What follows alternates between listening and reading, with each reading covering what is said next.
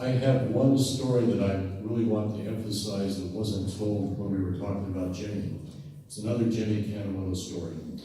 I learned this from my next door neighbor, who was my other mother growing up here, Muriel Harrison, who was a native of Longmont. Her great-grandfather was Seth Terry. But she went to high school with Jimmy, and she knew Jimmy well. They were friends. And at the onset of World War II, here was Jimmy and George, his brother, successfully operating their farming enterprise, frugally, effectively, and with a lot of compassion towards the community. So the day after Pearl Harbor, Muriel said that Jimmy and George went to the bank and they took out a substantial part of their savings and bought war bonds. And this was done before all the passion against Japanese arose because of FDR. That was Jimmy and George. Americans all the way.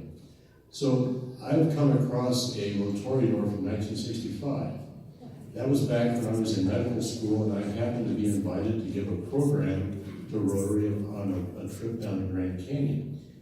And in my book on that, I found this Rotarian, and what I want to do is go over the list of the members at that time and just point out the diversity of our club at that time, and to some extent how we have changed and that we no longer have these businesses.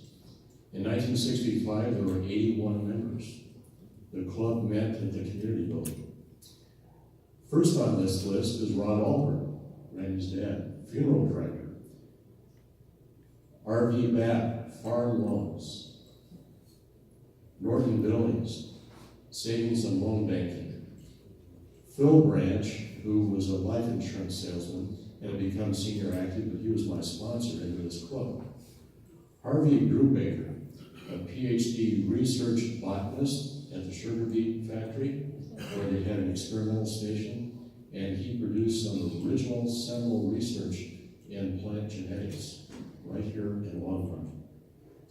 Tom Brock, we all know Tom Brock, CPA. Chip Clark, men's clothing retail. Ned Collins, he had the original concession for food at Broncos games at Mile High Stadium. Ray Doherty, a turkey farmer. He and his brothers developed the art of growing turkeys here at the high altitude in Colorado on free open range. They beat Vitamin Cottage by decades. Their turkeys were all raised on alfalfa ground, no additives, the best turkeys ever. Charles Burney, his classification was furniture retail. Chuck Durning grew up in Leadville. His dad was a store owner, sort of a general store owner, and he remembered taking bags of coal and groceries to Baby Tabor. Jack Edson, he established the Edson Freight Company, survived World War II and the Air War. Larry Flanders, his classification was probate law. Richard Frisk, tractor retail. Tommy Graham, he was senior active, but his classification before that was he owned and operated one of the mines over by Erie, one of the coal mines. Isn't that a diverse list? Albert Gunning, brick manufacturing. Slick Haley, a surgeon. Richard Ham, he was a hardware store operator. He gave us our Jim's Park east of town. Richard Hargraves, veterinary medicine. Denzel Hartshorn, a farmer. His classification was forage crop growing. These guys back then really took seriously the necessity of not having a lot of overlap in classifications. In other words, this wasn't a club of all doctors, all lawyers, dentists, what have you. James Henry, his son-in-law, was classified as swine breed. He was known for his pigs. Reverend Harry Huntington, a minister, Methodist minister. Harry Jones, he was the physician in the group. Roger Jones, teacher.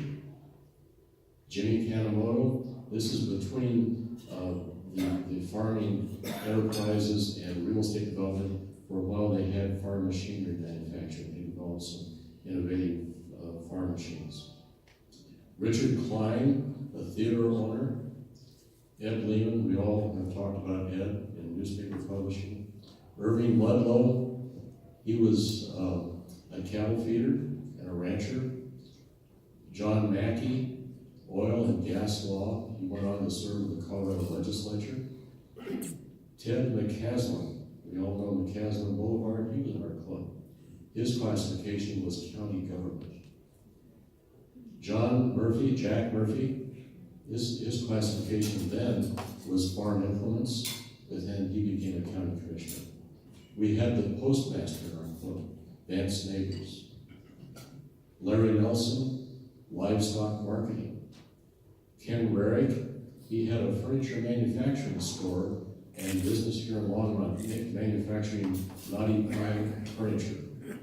George Reynolds, dryland farming. Merrick Ringer, he was the eye, ear, nose, and throat doctor in the club.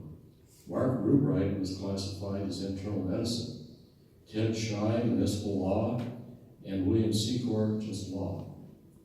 Les Stead, stone quarrying, and Dwight Sullivan, druggist, and Leslie Williams, a dentist, among a lot of other senior actives. So you can see how our club was very diverse, solid people within the community leaders, and we had a very effective Rotary at that time, and we stand on their shoulders today.